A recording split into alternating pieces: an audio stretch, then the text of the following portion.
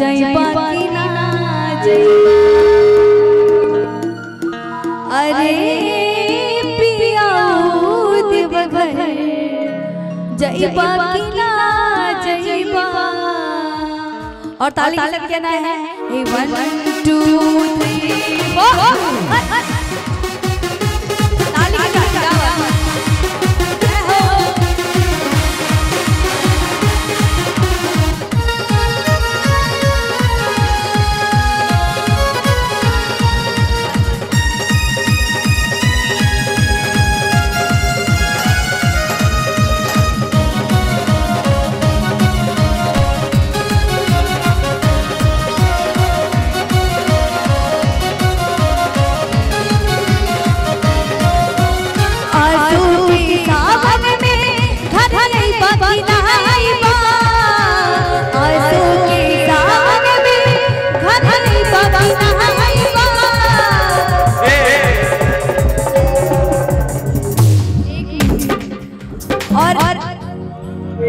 ताली की बैठे अच्छा लग रहा है आपको क्या?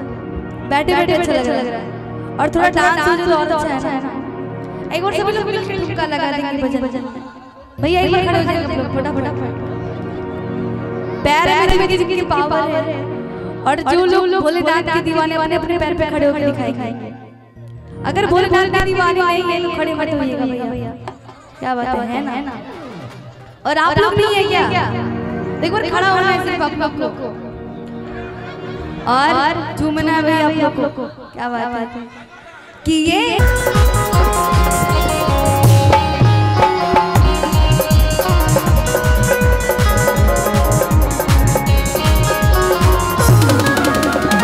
पेनले पानी गमछा और गिरवाहन के साड़िया।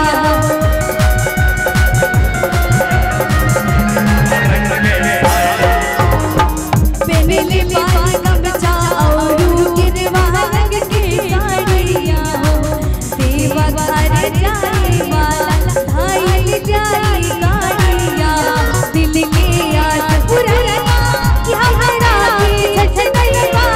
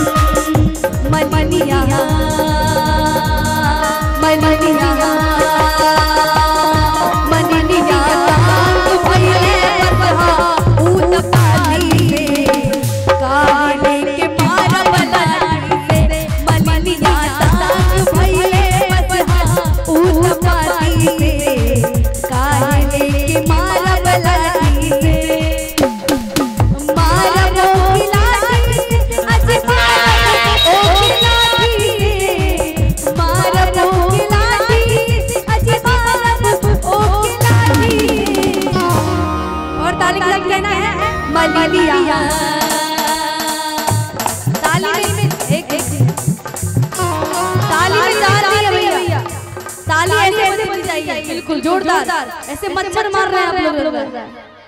ताली बजाना आप लोग को मच्छर नहीं मारना।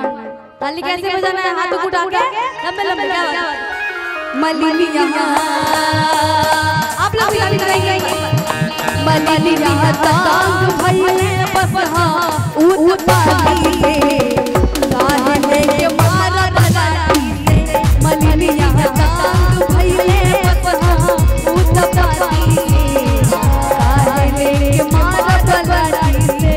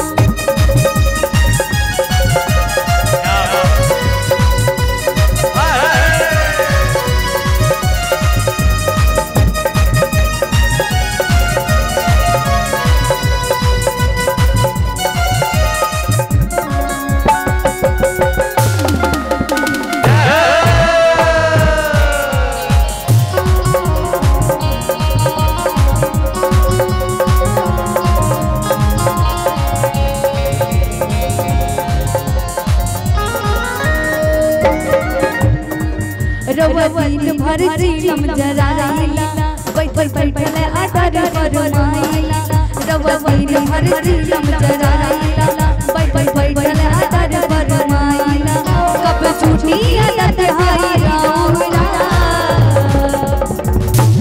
और भोलेनाथ का कहना है क्या एकदम कह लीजिए कि भांग तन पीसे ता गौरा लौटी पकी ता गौरा भांग तन पीसे ता गौरा लौटी पकी ता गौरा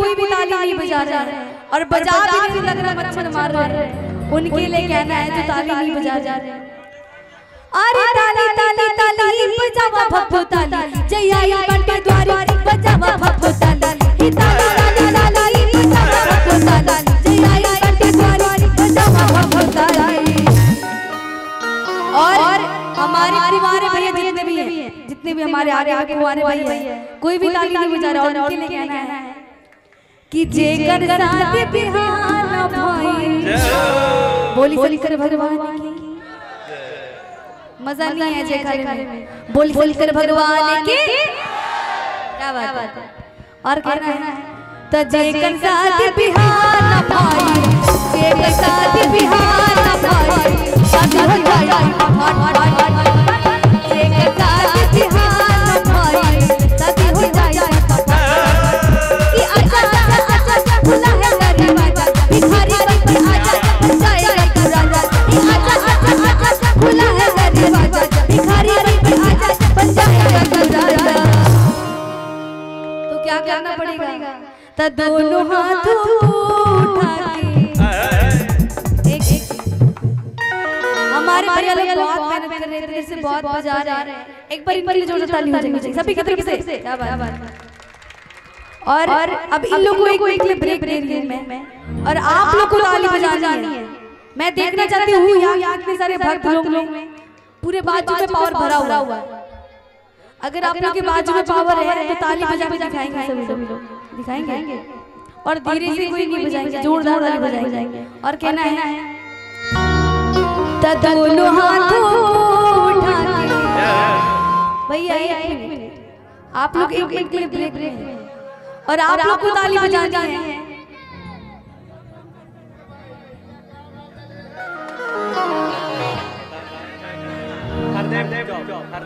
हरदेव चौक इस जगह नाम क्या है भैया दुनिया चौक अच्छा दुनिया चौक के कितने सारे भक्त हैं मैं देखना चाहती हूँ दुनिया चौक के कितने सारे भक्त लोग में पावर भरा हुआ है अगर पावर है तो हाथ उठाएंगे और ताली का साथ देंगे और ऐसे ताली बजनी चाहिए कि पंडाल फट जाएगा है ना एक बार हाथ उठाएंगे सभी को बोला मैंने एक को नहीं बोला सभी को और आप लोग भी माता बहन भैया आप लोग भी थोड़ा कष्ट करेंगे हाथ उठाने का एक बार तो दोनों हाथ उठा के दोनों हाथ उठा के ताली बजाओ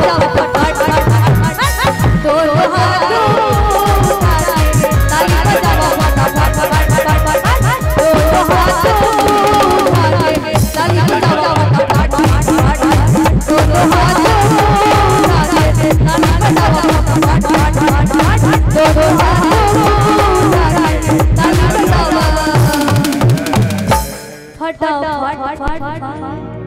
बोले शंकर भगवान की जय। मैया पार्वती की और प्यारे प्यारे भक्तों की। अब पार्वती मैया लोग तो उधर न्यूट्रल मोड में चल गई है। अच्छा देखिए